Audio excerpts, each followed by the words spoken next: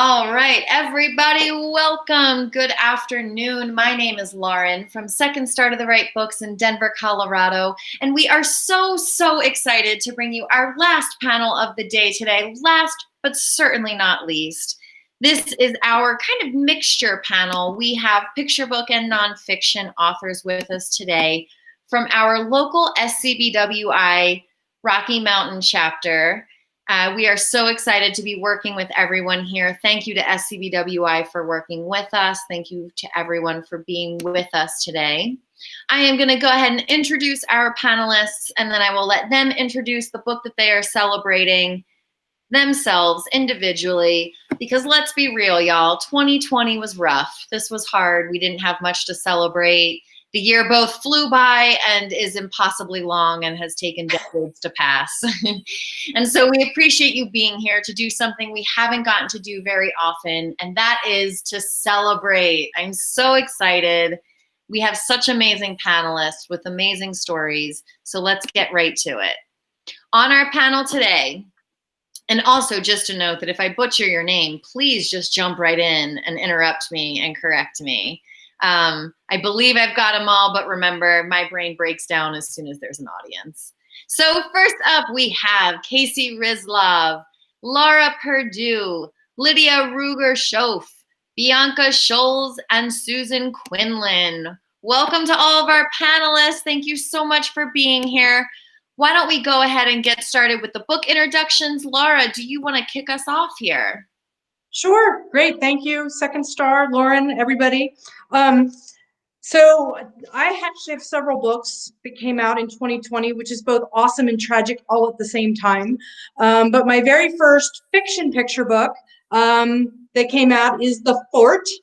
And so this book is a book about compromise, imagination, and the magic of forts. And then I have a series of picture books that are nonfiction about animal adaptations that came out. And these books all feature different animal adaptations. There's a book for mammals, fish, reptiles, amphibians, and birds.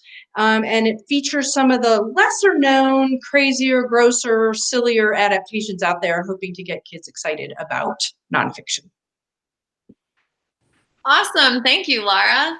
Bianca, how about you? Yeah, so I'm Bianca Schulze, and thank you to you guys for hosting such a great event. So my book is Don't Wake the Dragon, and it came out in July. And so I'm really grateful that you guys are allowing us this opportunity to celebrate, because it was my debut picture book. It's the first time I've had a book out. So I was, I had a whole, book party planned in my mind. So thank you. But it's basically about a rascally dragon who has finally gone to sleep. And the narrator wants to make sure you do not wake up the dragon. So there's a lot of noise that takes place, and we are very worried that the dragon is going to wake up, but I don't want to spoil it for anyone. But it's an interactive picture book for right before you go to bed. Perfect. Thank you, Bianca. I can feel you, by the way, on like all the things that I planned in my head that didn't happen this year. There's a whole life in there. Lydia, you are up next. Do you want to introduce your book? Yes. Hi, everyone. I'm Lydia. And this is my book, Victor and the Vroom. It's also my debut picture book, my very first book that came out at the very end of 2019. So I'm so happy to be able to be here. All the things I had planned were after the first of the year also. So my book is about a regular looking little car who has a very unusual, extraordinary engine inside. And his engine causes him a lot of trouble, but it makes a very unique sound. It says vroom, zoom, ticka-taka, rev, rev, zika-zaka. And so you hear that all the way through the book. So I think it's something that's fun for kids as well when they start to repeat the sound. Yes, and fun to read. We did, Lydia, your book launch at not really launch, but at the beginning of the pandemic. And I just remember I loved hearing you say that when you were reading the story. Very nice. Thank you so much for being here. Thank you. Next up, we have Casey. Casey, do you want to introduce your book? Oh, and Casey, you are muted. We just need you to unmute. We unfortunately can't unmute for you. One of the only bummers of the admin function here. You have such a beautiful setup, though. Look at that birthday party setup. I love it. Well, it worked out. It's my niece's birthday too, so I was like, oh, combine both. I have Rowdy Randy, and it came out in 2019, and it's won a lot of awards, so I would have been celebrating it a lot. It's about a little horsefly causing a lot of trouble in the West. A lot of your Yellowstone animals you see, like the bison and stuff, are in here, and it's a lot of fun. And then, and my first Western, my fifth book, my first Western. And then my brand new one that just came out at the end of October is Love, and it's my first baby board book, and it's just all about love, and it is inspired by Corinthians. Love is gentle, love is kind. Awesome. Thank you, Casey. Thank you. All right. And Susan, if you want to go ahead and introduce your book. Okay, hi, I'm Susan Quinlan, and I brought out a new book. It's for ages 10 and up, and it's about ecology, a nonfiction book called One Single Species. Awesome. Thank you, Susan. How about a virtual round of applause for our panelists and their amazing book? Oh, and that's it. Thank you, Britt. That's a great reminder. If you pre-ordered your book, we will be in touch with you soon to let you know about the shipping and/or pickup process. If you did not order your book for this or any of our panels today, don't fret. It's not too late. Britt just dropped a link in that chat, so go ahead and click that. You can still get your copies. Many of them are signed. If they're not signed, we have book plates. That's so rare this year. Don't miss out on your chance to get a copy. So without further ado, let's dive right into these questions. Our first question is, what inspired you to write this book? And Casey, why don't you go ahead and get us started? Okay, sure. On Rowdy Randy, I was just inspired to write just a fun book.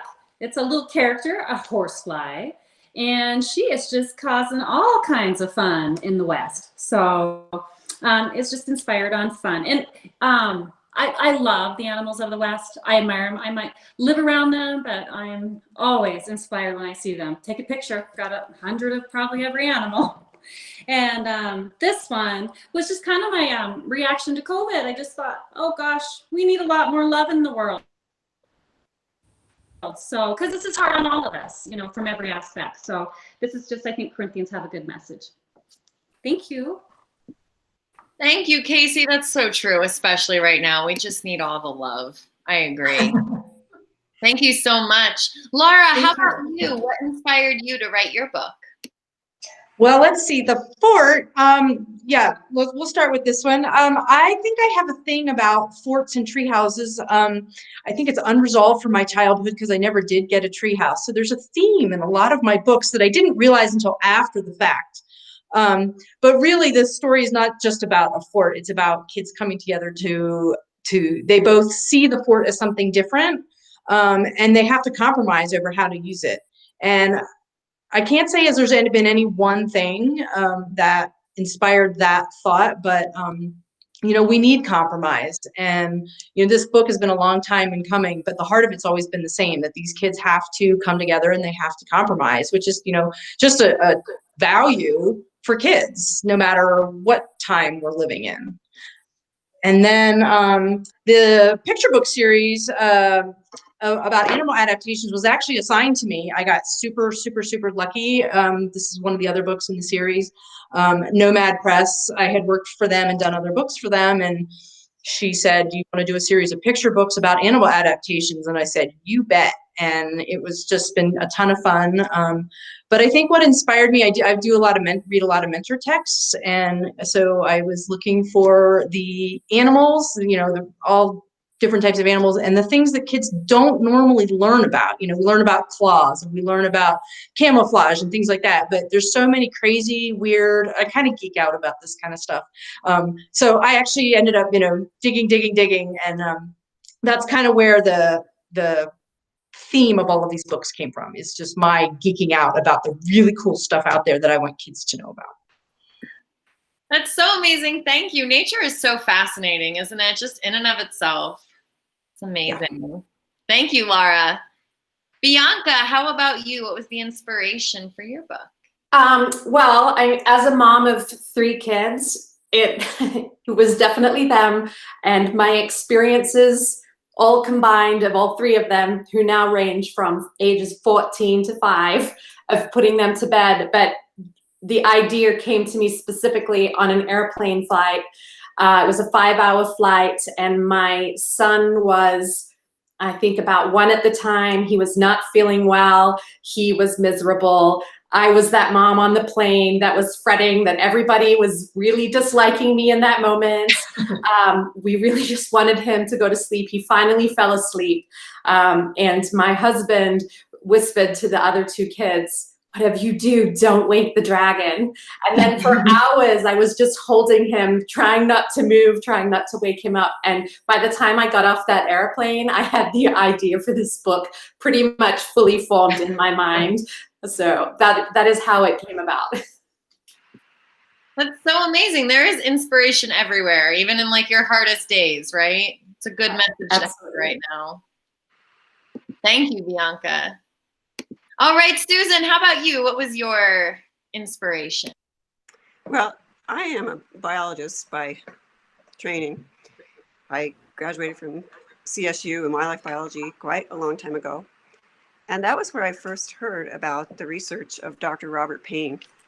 He's a very famous ecologist who did the work behind this book. And over my career as a research biologist and later as a natural history guide, I really noticed that a lot of people really didn't understand how nature works and how important individual species can be because of the interconnections among them. And I wanted to write books that would help kids understand that. And I wrote a couple of books already that were published quite a long time ago by Boyd's Mills Press. And this story that is in this book, One Single Species, was one I considered putting in my first book, The Case of the Mummified Pigs, but I didn't because I felt that it was a story that needed to be told separately in a way, and also because it's about the intertidal ecology of the northwest coast of Washington. And I feel like most kids, especially ones that live in interior parts of the country, are not familiar with tide pool animals, and I felt it would be a hard thing for them to understand if it wasn't clearly illustrated. And I am an illustrator as well, so I developed this vision in my head of this story. I actually wrote the draft of the story probably 25 years ago and talked with Dr. Payne about it. He was really excited about having a book come out about his work.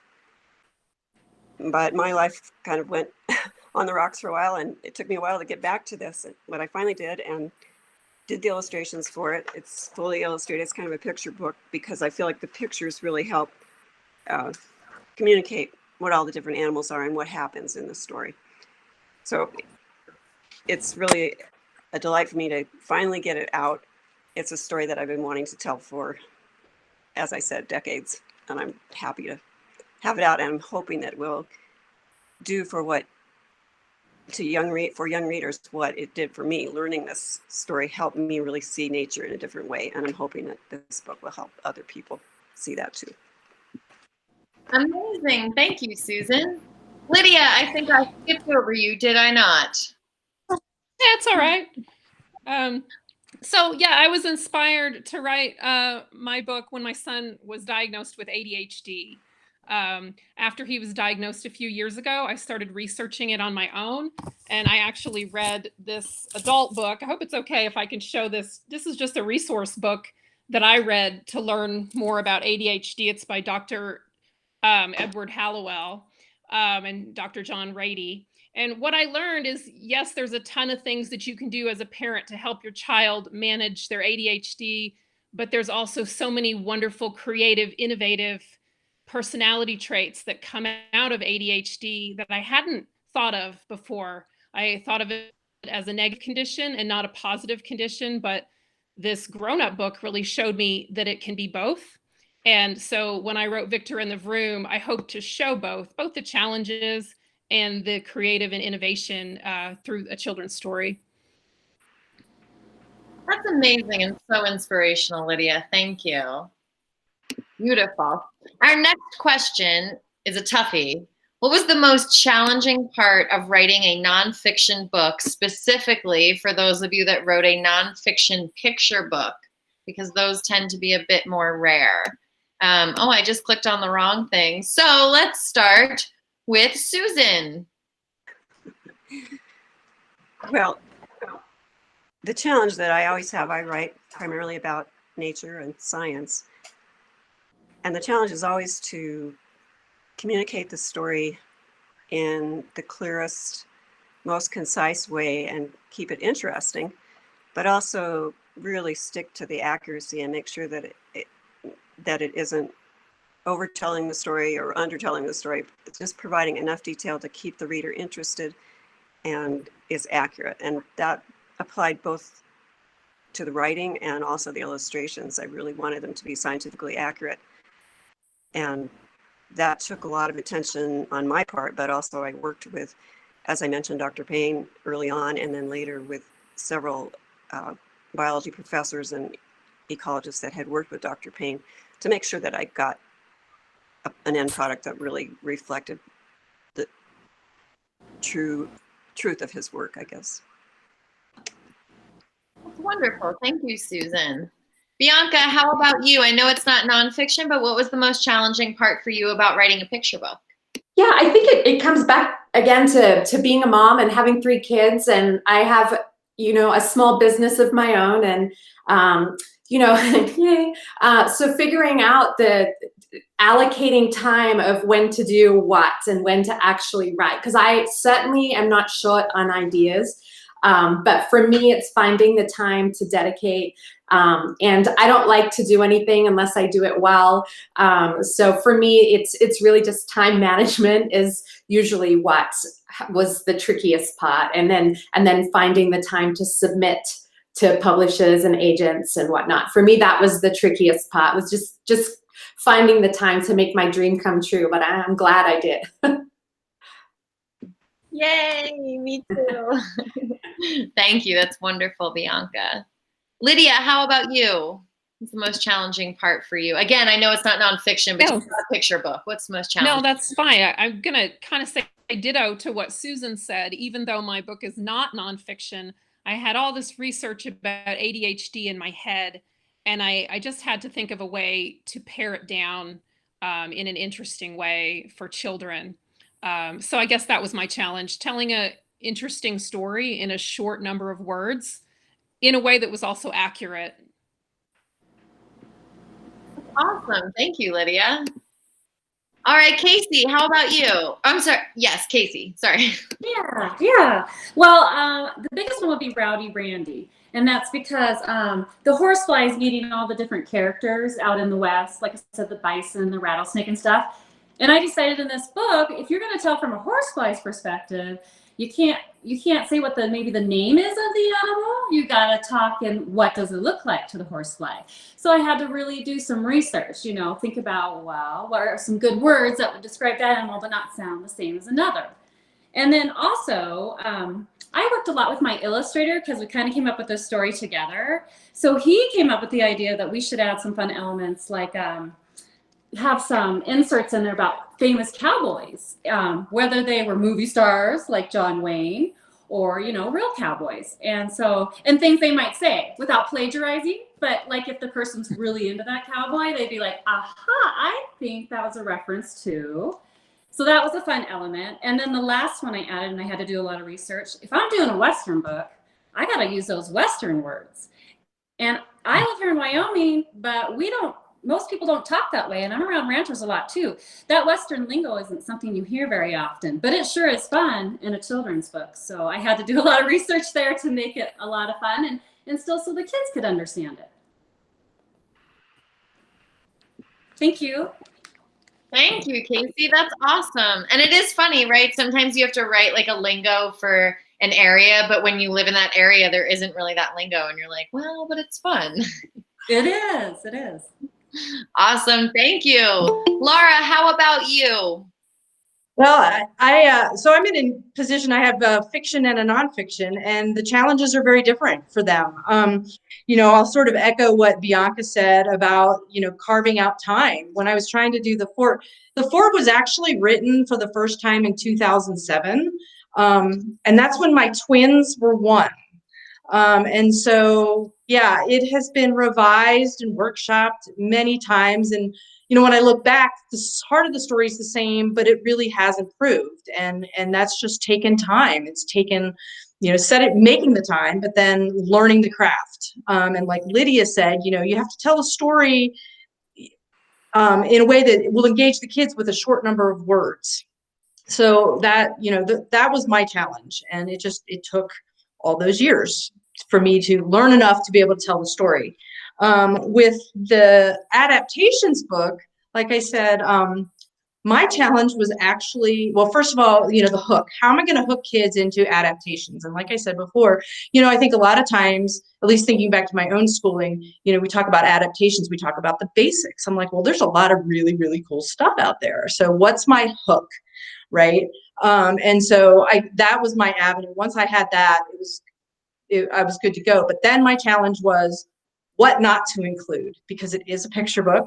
The 5 books are, were limited to somewhere between 12 and 14 animals. And I had note cards spread out all over my work tables, trying to figure out how they could connect to each other. And then I'd have this one that was really funny and it had to be left out. And so, it was just hard to stop the research and make some hard decisions. That definitely makes sense. Thank you, Laura. All right, our next question. What was your favorite or most memorable part of working on this book? And let's start with Casey this time. It's on Rowdy Randy. It was a lot of fun collaborating. I don't think I've collaborated before. Can you hear me? Okay, just checking. Was collaborating with my illustrator. I haven't collaborated in any book with somebody, and you know what? Your mind really gets going when you're with the team. And I've always been with the team, with my editor and art director and all that kind of stuff.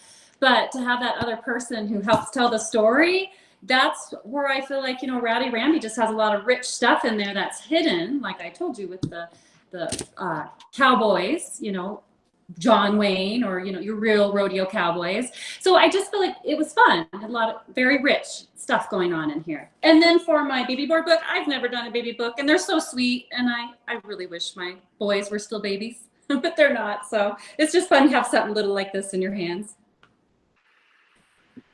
Awesome. Thank you, Casey. And I'm so sorry. That was actually I was just yelling at Birdie, who is just so very convinced right now. I'm so sorry. Oh, man. No, you're fine. And next up, we have Laura Perdew. We're going to jump back to you. So the question is my most memorable part of working on these books. For the fort, it was watching it come to life. Like once all those years had gone by and I finally sold the book and it went under contract and we did the revisions, I was super lucky that I was able to work with the publisher on the illustrations. I didn't do them, but the illustrator I got to be a part of looking at the thumbnails and watching this whole thing come to life. And interestingly, I didn't have a vision of what these kids looked like, or really even much of what the fort looked like. And so watching the illustrator take my story and turn it into something, that's now tangible was really fun.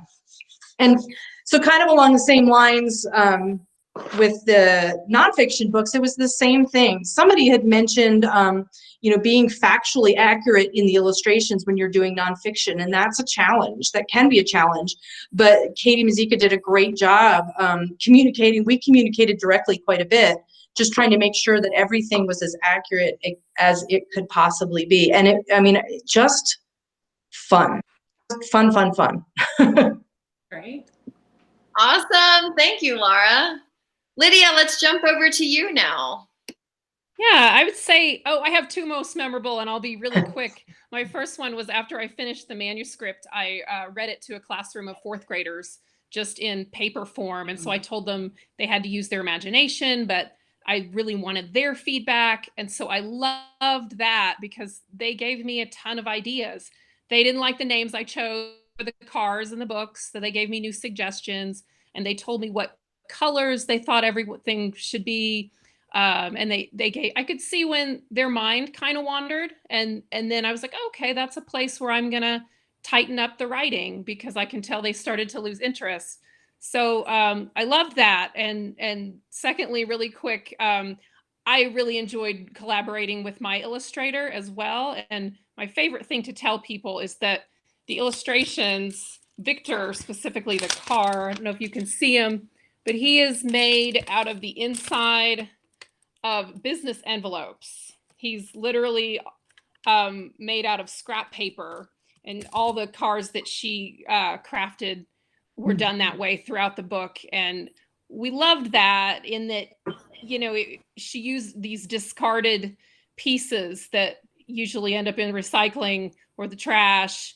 And we thought it was a good analogy for ADHD. It's not necessarily desirable. It's not necessarily to have business envelopes lying around, but like just the idea of creating beauty out of something that was discarded, which we kind of related to ADHD. That's so beautiful, Lydia. Thank you. All right, Bianca, how about you?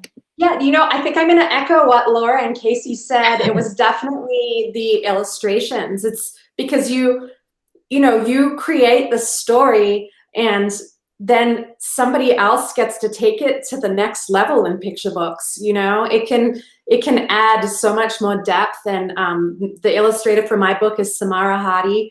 I've never met her in person, but I had a really collaborative experience between the editor, who, the editor worked between the illustrator and I, but I got included in the process. I got to comment, and I really didn't have to comment a whole lot because I was just so thrilled when I saw her artwork. And the color red that she picked for the dragon, I don't know why, but I love that particular red. So for me, the most memorable moment was seeing the illustrators and getting to have some sort of say in that. And actually, they provided me with a selection of illustrators, and I got to say which illustrators I wanted to work with. And they gave me a list and said, pick 2. And I actually liked 4 of them and got one of them. So for me, that was amazing. That's so wonderful. Thank you, Bianca. All right, moving over to Susan. What about for you? What was your favorite and most memorable part? Well, I really feel like as someone who's a biologist and a writer, my job is translating science.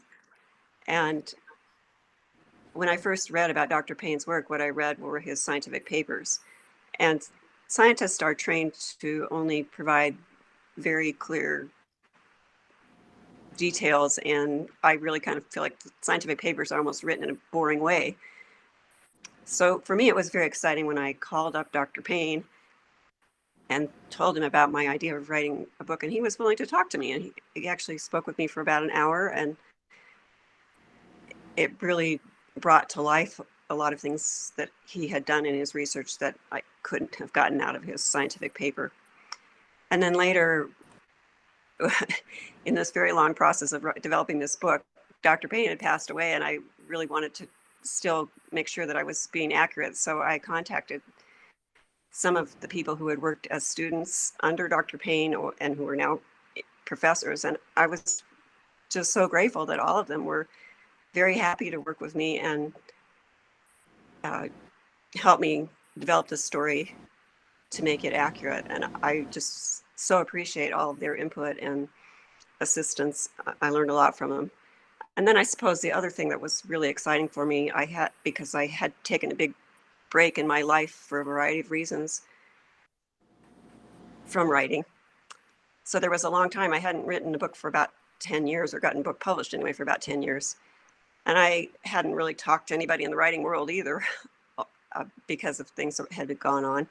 But I contacted someone who had really appreciated one of my earlier books and invited me to talk at a science conference and things. And And I said, well, I'm coming out with this new book. Maybe you'd like to look at it. And she looked at it and loved it and got really excited about it and started promoting it to science teachers. So that was super rewarding to find that all the years that I'd put into doing that and not giving up on this book that I really thought I had to do, it was something I needed to do in my life, was well received by someone who had liked my previous books. That's so inspirational, Susan. Thank you. It's a great answer. So as we mentioned in the beginning, this event, this whole day, this panel, all the other panels has been part of an event that we partnered with SCBWI, the Rocky Mountain chapter. And Susan, it's actually a perfect segue because you just mentioned like community and having people there for you. So our next question is, how has the SCBWI community influenced your writing, especially this latest release? And that can be anything from the critique groups to having the support, anything about SCBWI, just how has it influenced your writing, changed your writing, any of that? And we will go to Lara for our first answer here. Oh, yay, I get to go first. I love SCBWI. I had my friend years and years ago, before there were even children in the picture, said, hey, there's this group. Do you want to join it? It's called, and I was like, I don't know. And, to anybody considering whether or not to join SCBWI, I would say absolutely. It's about creating community. It's people that understand what you're going through, the ups, the downs, the challenges, the surprises, the doubts, the self-confidence, all of it. And, when you are around people who understand what you're going through, it is so empowering. And so I would say I have just met so many amazing people that have supported me in a variety of ways. That I just feel very, very grateful to be a part of that community. And honestly, it's kept me going. Especially with twins at home, there were times and not selling anything, right? You go for a while and you don't sell a book, but the energy that the community has provided me and that support has been invaluable. And I might not even be here today if I hadn't joined SCBWI, because I might have just stopped. So, yay, SCBWI! The importance of community, right? Yeah. Especially nowadays. Yes, especially nowadays. Thank you, Lara. Susan, we are going to jump back to you. How has SCBWI influenced you? Well, I was a member of SCBWI, I don't know, 20 years ago, probably, when I lived in Alaska, in Fairbanks. And we had just a wonderful group of writers there. We were a critique group and a support group. And we even hosted a conference for the Alaska SCBWI conference and had Jane Yolen come, which was quite amazing.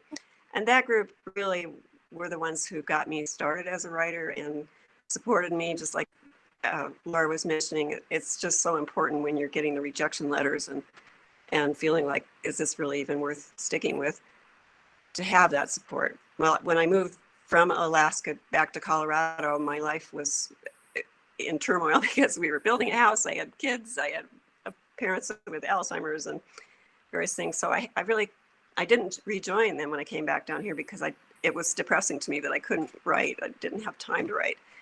But, and then I didn't really feel like a writer because I wasn't writing. But after I finally got this books back on track and ready to go, then I joined again. And I'm so glad to be back in amongst writers because it's wonderful to have the support, to feel like a writer again. And I just am really impressed with the Rocky Mountain chapter of how many things the organization is doing, like this event, as well as other things. And during this pandemic period, it's been a real lifesaver to have any kinds of events where you kind of have some interactions with other writers. So I really appreciate the group. Thank you, Susan. That's so wonderful. Casey, up to you. How has SCBWI influenced you? Well, they're a big support, just like everyone has said. They encourage you, and there's definitely opportunities. And that's huge living in Casper, Wyoming, because I'm in the middle of the state and I'm not close to very much. So not that my community is not supportive, but a book you want to go further than your own community. So I love that they do provide so many opportunities, and it's all positive and fun. And some of my favorites has been like, hey, being part of like a bookstore virtual, or hey, mail your books. You can be part of the children's are going to do a theater thing, and they might do your book. And I mean, I don't know. It just seems like they're always throwing possibilities out there, and they're all great. They're a lot of fun. So for me, being in an isolated state, especially in the center, it's great. And when I go to those conferences, wow, there's a lot to learn and a lot of fun, a lot of camaraderie. So yay, SCBWI. Wonderful. Thank you, Casey. All right, Bianca, you are up next. Well, I'm going to keep mine short because I think everybody already did a really great job, but 2 words really popped into my head immediately. And I think for me, it comes from the conferences, but I just walk away feeling empowered and encouraged. So like, it's really easy to, have an idea, to write it down, to create your story, to read it to your family. They all love it, right? Of course. But to be able to take it to a community that's striving for the same dream, and everybody's got your back and supporting you and offering you ideas. And I love that. I feel empowered and encouraged. And my favorite moment specifically tied to Don't Wake the Dragon was being in a critique group at one of the conferences and sitting next to another woman, and she's also writing a picture book at the time, and she happens to be a school music teacher, and there's one little rhyming section in my book, and if you're going to do rhyme, you have to do it well, because bad rhyming is, nobody enjoys that. And she was like so valuable. She like helped me with the cadence and everything. So for me specifically with that book was that critique moment, and getting to happen to by chance sit next to a music teacher was like just what I needed. It was like the icing on the cake. So yeah. Awesome. Thank you, Bianca. And Lydia, how about you? Yeah, I would say I've learned so much just about the craft of children's writing and picture book writing specifically. I do have a writing background. I've been a freelance journalist for, I guess, well, about 15 years now, mostly on parenting topics. But, so I thought, oh, I'm a writer. I can do this too. I can, as we all know, it's so much easier said than done. And it's such a different, picture book writing is such a different kind of writing than what I was used to. And I learned so much just from going to the conferences and taking just, through different authors that were there presenting. It's quite humbling because, you think you're a decent writer, and I realized I had a lot to learn about the pacing of a picture book. That's so wonderful, isn't it, to be able to learn those things? There's always so much to learn, right? You don't know what you don't know. Wonderful. Thank you so much. Our last panel question that we have for today is, do you have a line, character, or drawing from your book that is your favorite? And this can be a spread, it can be a character, like just one simple thing, or even just like one sentence. Anything that's your favorite from your book. Any one of those. And we are going to start with Bianca this time. Okay, so of course I love Dragon, but when we talked about my memorable moment being the illustrations and taking it to the next level, I never imagined that there would be a cat and mice in there, and she added a cat, and they have their own little storyline that's going on throughout the story. The cat's always trying to chase the mouse, and then they have this like collaborative moment, and it's really, you don't even have to notice them to enjoy the story, but then if you do, it just adds a whole lot more. And there's like, if you look closely, like there's a book in there that says How to Catch a Mouse, and yeah, she just took it to the next level. And the cat and the mice were just a really fun addition for me. That's so great, because those details are kind of, as parents and caretakers, when we're reading the same story over and over and over, those have always been the kinds of details that have kept me from like losing my mind. Like, I, as the adult, can notice something new in the book that I'm reading for the 100th time at bedtime. Exactly. Awesome. Thank you, Bianca. Casey, let's jump over to you. All right. I have 2 out of each of my books I just want to show. I think the illustrations are so pretty.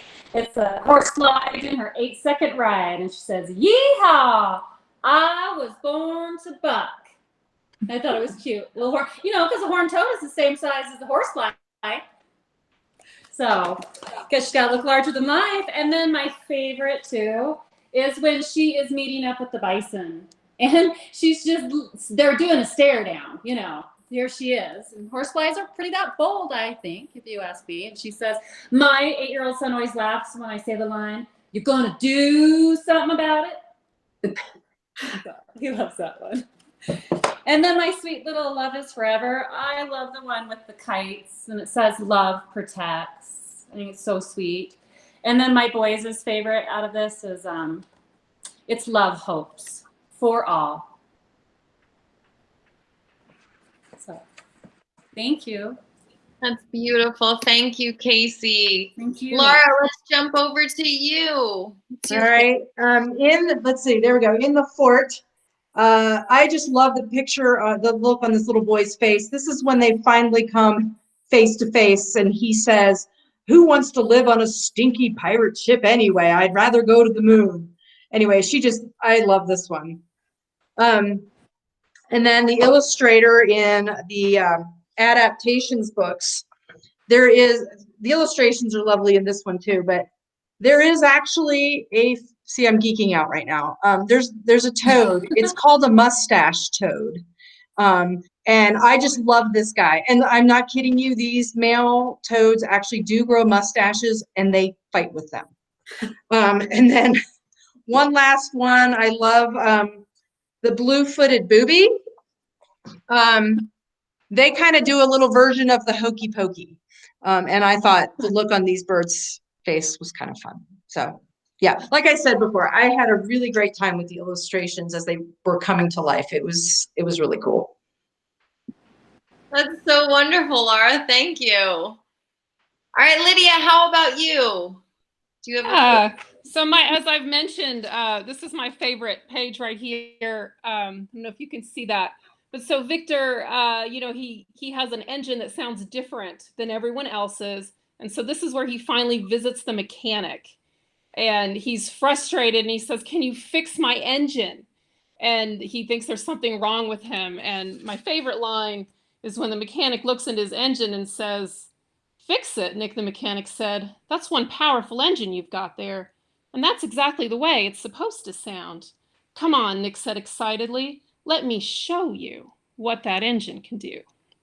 And my illustrator has ADHD also, which was diagnosed while she was putting this book together. And she said she's also a graphic design professor, and she read that for her class, and she said she actually cried because she realized she felt that way. Like, let me show you what you can do with that creative brain of yours. So we found it to be a pretty powerful line for both adults and kids. That's it. That is so powerful. Thank you so much for sharing that, Leah. Thank you. Wonderful. All right, Susan, last but not least, do you have a favorite from your book? Well, I'm going to show you 2, actually. Dr. Payne's work was in the inner title. And of course, when you go visit the ocean, you oftentimes see the coast with the waves rolled in. So I wanted to really get across what happens and how big the change is when the tide goes out. So I have one illustration showing the tide in, and then the next spread is what it looks like in the same area with the tide out. And I was really happy about how that turned out, because there really is such a huge change, and it is my way of bringing the reader from the coast into that intertidal area, which is where the story really takes place. So it was a lot of work to do this, but I was happy with the way it turned out. So. That's what I have. That is awesome. Thank you so much, Susan. That is so amazing. And thank you to all of our panelists for being here, for joining us. We do have one more really quick, super secret, super special surprise. We are going to sing happy birthday to all of our books on this panel. And pardon me, that is why I disappeared, Susan. And then Birdie decided that she would also like to enjoy the birthday treats. She just doesn't want to sing. So, to our audience, if you are tuned in, you can go ahead and unmute at this time. We are going to actually sing happy birthday. I have some Second Star themed candles for my birthday treat. Panelists, if you have your birthday treat, please go ahead and get it ready now. On the count of 3, we are going to sing happy birthday, and it'll be happy birthday, dear books, will be our general address. 1, 2, 3. Happy birthday to you. Woo. Happy birthday to you. Woo. Happy birthday, dear books. Happy birthday to you. Woo. Bravo, bravo. Yay! Thank you so much, everybody. Thank you to all of our panelists for being here. It was so amazing to have you. Thank you, Rondi with SCBWI, for working with us at Second Star to make this event happen. And thank you to our audience, our community, our book lovers and readers. We couldn't do it without you. If you did not order your books yet, Britt has shared that link. You can go ahead and do so by clicking on that link, call the store, whichever works best for you. If you already ordered your books, we'll be in touch soon for pickup and or shipping information. Thank you everyone so much for joining us, for supporting us, for being part of our community. We love having you. We love working with you. I'm Lauren from Second Star to the Right in Denver, Colorado. Happy reading, everybody. Have a beautiful rest of your day. Thank you, Lauren. Thank you. So great. Thank you. Thank you.